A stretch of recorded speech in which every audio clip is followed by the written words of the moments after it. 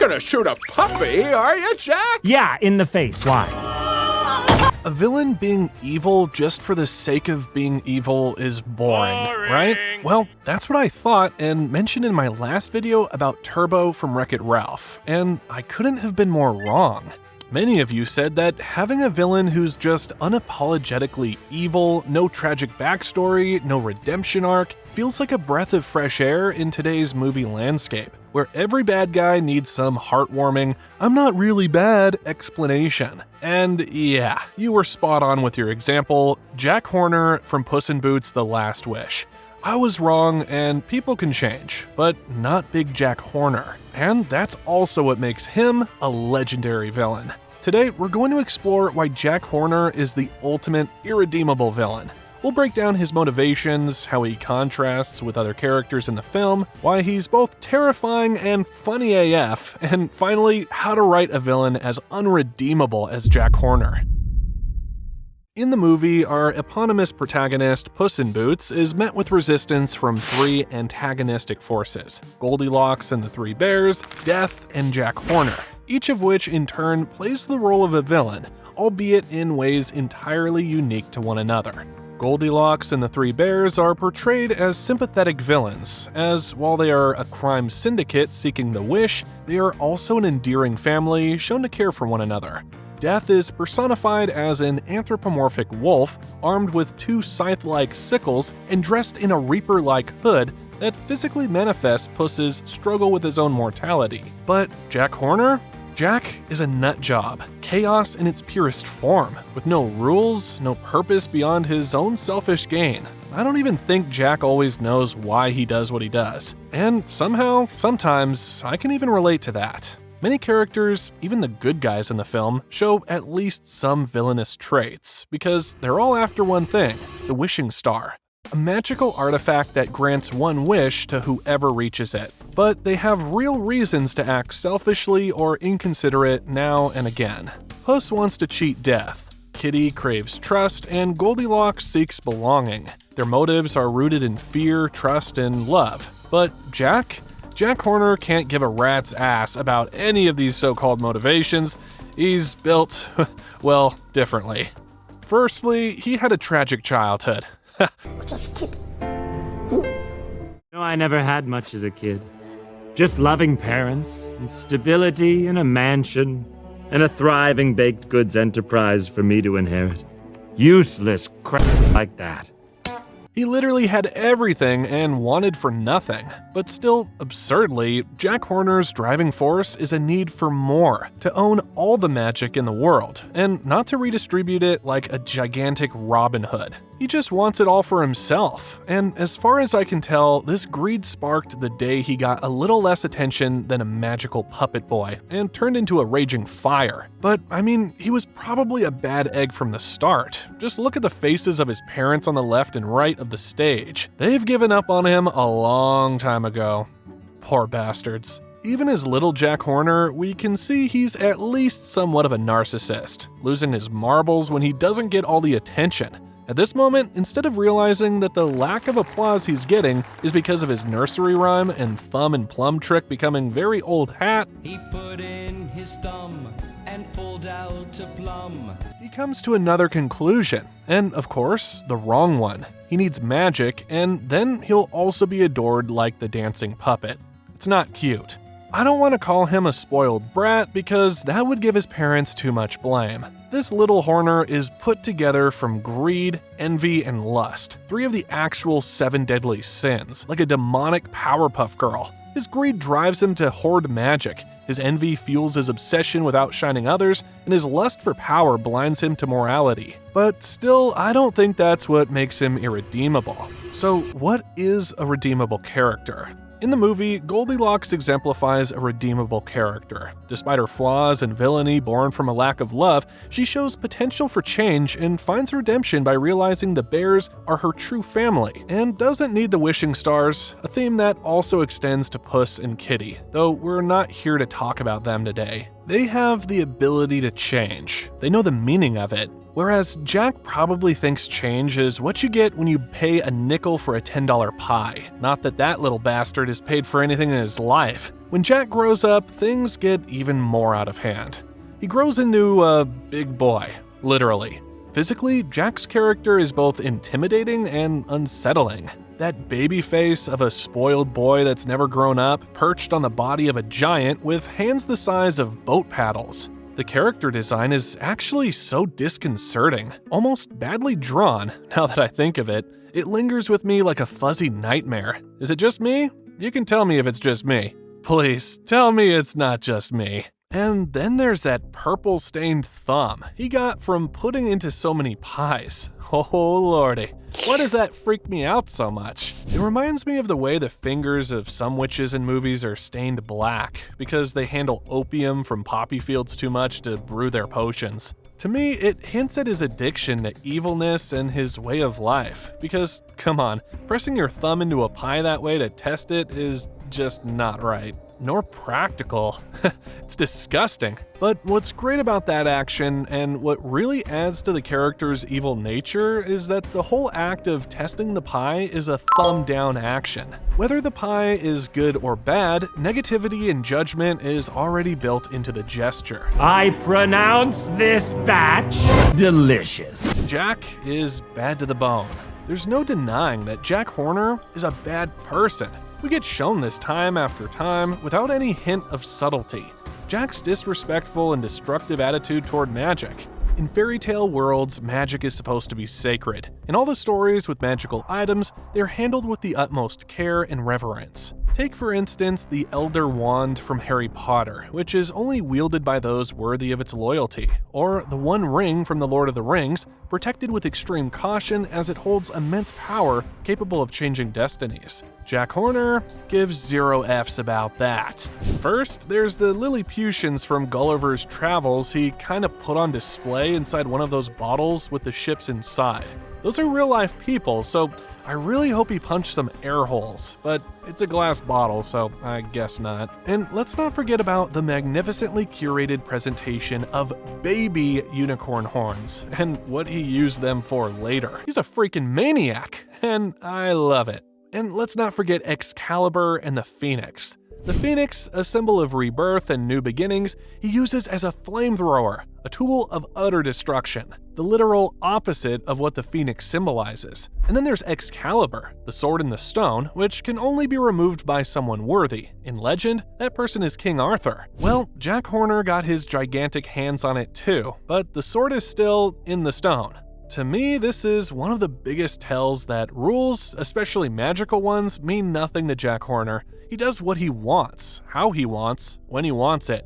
Very punk rock, and kinda cool if he didn't have such a disregard for human life. We first see this disregard when the Serpent Sisters bring Jack Horner the map to the Wishing Star, which he promised to pay for by their weight in gold. He fulfills his promise. Kind of. When one of the sisters touches the hand of Midas, she instantly turns to gold, while the other sister watches and then carts her away, seemingly not too bothered by her partner's fate. This is also a clue to Jack's twisted sense of humor. But where we really see Jack Horner playing with human life and enjoying every moment is when he and his henchmen are chasing Puss in Boots, Kitty Softpaws, and Perito, who've stolen the map to the Wishing Star. Chaos ensues. What starts as a battle between Puss's group and Jack's forces quickly turns into a comical disaster. One of Jack's henchmen is instantly consumed by man-eating blue flowers, while the others get disintegrated into cheerful confetti after being hit by unicorn horns shot from Jack's crossbow, and he freaking loves it. I'm not good at math, but a baker's dozen is 13, and Jack loses men at a tremendous rate. How he still has enough henchmen left to build that human bridge later on is beyond my comprehension. And where does he keep getting new henchmen to replace the dead ones? These are the types of things that keep me up at night. Another moment that stands out as proof of the gaping void where Jack's heart should be is when Perito, bless his soul, tries to win Jack over with the same adorable, wide-eyed look that Puss in Boots has used to charm countless others. But despite Perito's innocence and genuine warmth, Jack remains completely unfazed, showing once again that no amount of cuteness or kindness can sway him from his cold-hearted path. So he's bad AF, but is he irredeemable? So we've established that Jack Horner is ruthless, ruleless, murderous, and completely devoid of empathy. But does that make him unredeemable? There are two types of characters in stories, static and dynamic. Take for instance, Puss and Jack. They both start from a similar place, wanting that wish, but where they end up is completely different.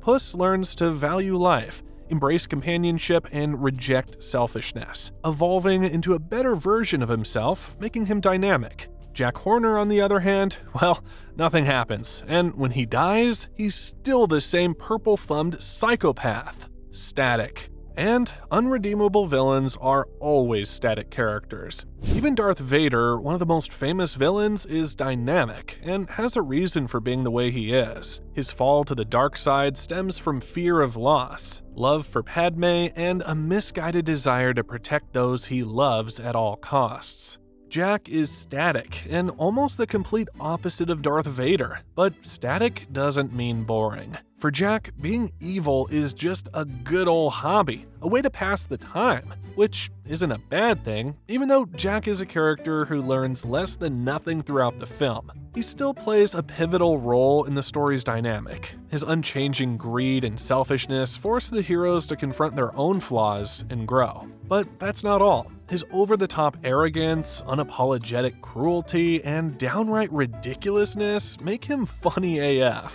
Mr. Horner, I need your help! Duly noted, but a little busy at the moment. It's crazy if you think about it, that the most evil dude in the movie gets the most laughs and spawned the most memes. Jack joins the ranks of other irredeemable yet hilarious villains, like Skeletor from He-Man, whose constant scheming and ridiculous insults make him more comical than terrifying. Another great example is Dr. Evil from Austin Powers, a villain so over the top in his absurd plans and narcissism that he becomes a parody of himself. One thing Jack had that Skeletor and Dr. Evil perhaps lacked was an attempt at redemption. Futile, but still, the bug tried its frickin' best. To place even more emphasis on his irredeemability, he's juxtaposed with a character I mentioned earlier, the ethical bug, or Jiminy Cricket, who Jack only packed in his magical bag because he thought he was some biblical plague locust or something. Easy mistake to make, I guess. The ethical bug attempts to be a voice of reason, trying to find redeemable qualities in Jack. However, after witnessing Jack's complete disregard for morality, the bug eventually gives up in a rare outburst, which is entirely out of character for him, but is freaking hilarious. I love the irony in this part. Although the movie doesn't really say it, I think the ethical bug is of course the same bug that tried to guide Pinocchio on his journey to becoming a real boy, which is of course the dancing wooden puppet that made Jack jealous in the first place. See what's happening here? So Jack wanted what that puppet had, and he got it. Not just magic, but also the magical universe's attempt at a conscience. But Jack doesn't even realize this, or the irony in it. In a very real sense, the fantastical universe he lives in gives him exactly what he needs to change, but he just blows it off. As he collects more and more things to fill the void inside he was born with, and his magical bag, he just wants even more. His greed just snowballs until ultimately, he has to fail. In the end, Jack Horner gets exactly what he deserves. His death, caused by the collapse of the wishing star, perfectly encapsulates the fate of an irredeemable villain. His demise is poetic justice. The very magic he sought to dominate ultimately consumes him. Side note, not sure if the ethical bug died in this movie, but if he didn't, he's surely in some care facility now. A mental care facility. I'm not sure if fairy tale insurance covers that, but I hope he's getting the help that he needs.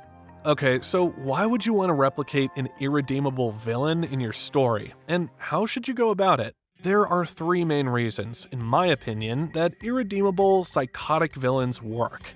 1. The big animation houses like DreamWorks and Disney have been too obsessed lately with giving their villains backstories and reasons for being bad, to a point that it's been overdone. So villains like Jack Horner are a breath of fresh air.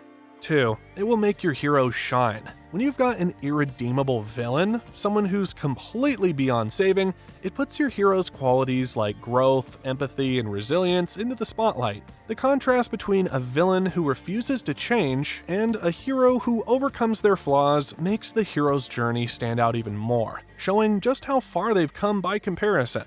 3. An irredeemable villain makes you root for the hero even more than you did before. All setbacks the hero encounters in a movie will be even more emotional. But how do you write one of these bad boys? There are 4 main things to implement in your character. Establish clear, selfish goals. Start by giving your villain simple, self-serving goals focused on power or domination. Like Jack Horner, your villain's motivations should be rooted in greed, with no concern for others.